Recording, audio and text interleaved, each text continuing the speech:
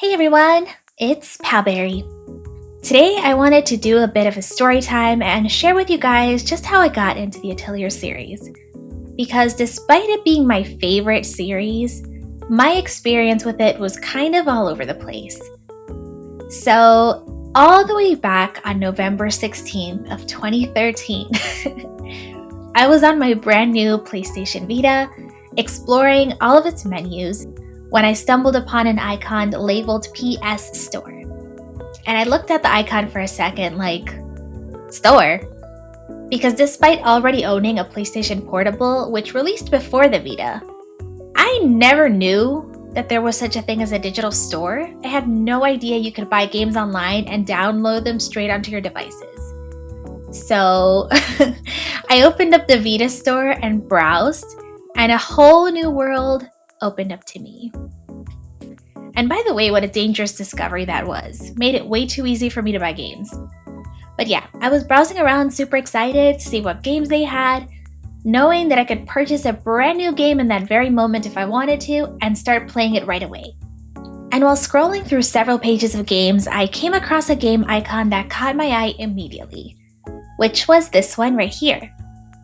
And the name of this game was Atelier Plus, The Apprentice of Ireland.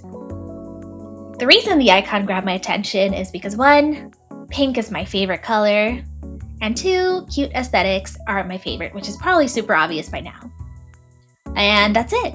I clicked on it, saw that there were screenshots, so I took a look at those, thought they were super cute, and that's all I did before hitting the buy button.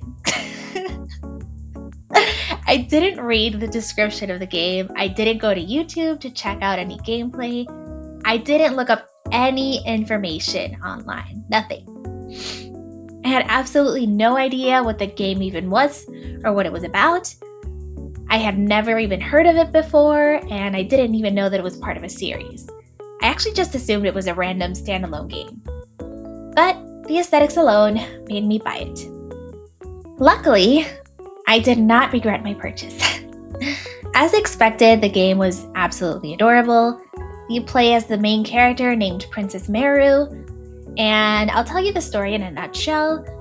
Meru discovers the power of alchemy, in which you synthesize new items by merging materials. Her dad, the king, does not approve of her use of alchemy, but agrees to let her continue under certain conditions. She must use alchemy to advance the kingdom and help it become prosperous. And he gives her tasks to complete that would ultimately help her reach that goal. A pretty straightforward plot. The game also had turn-based combat, which was my favorite type of combat at the time, so I really liked it. I got to explore new areas, pick up ingredients, and then mix them up in the alchemy cauldron to make brand new items that I could then use in battle. I was also a huge fan of witches at the time, so having the magic cauldron to use made it even better for me. And then I dropped it completely. And it's not because I was no longer enjoying it. The reason I stopped is because I soon discovered that the game had a time limit, and everything I did consumed time. Leaving town and going somewhere else would take up time. Coming back to town would take up a bunch of time. And the further I explored away from town, the more days would pass. Every time I synthesized new items with alchemy, time would pass. Pretty much anything I did would take up time. And it made me super stressed because I had no idea if I would be able to complete everything before the game ended. I was worried that after spending hours and hours that I would end up running out of time and having to start the whole game over again. So I stopped playing and did not go back to it.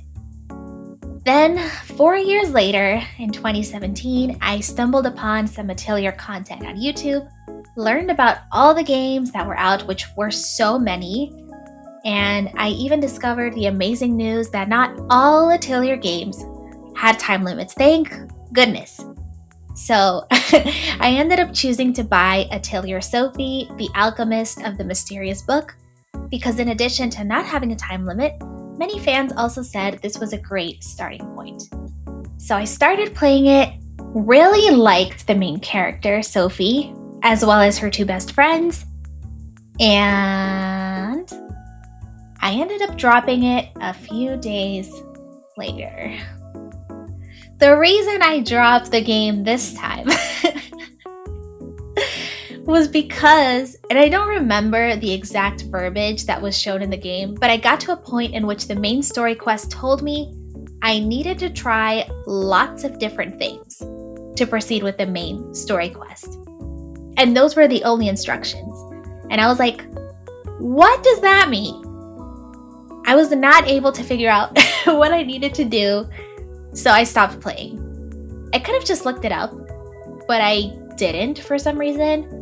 Even though I dropped Sophie, I actually was planning on coming back to it at a later point, but something else happened first. So then in 2018, a year later, I saw that a new Atelier was coming out and it was going to be released for the Nintendo Switch. And that game was Atelier Lady and Suelle, the Alchemists and the Mysterious Paintings.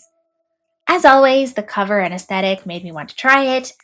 And this one also did not have a time limit, so I decided, okay, I'm gonna give this series another try. I don't know why I felt like I had to keep trying after dropping 2 games already. I've never done that with any other series before. But Lady and Suelle was the game that finally got me.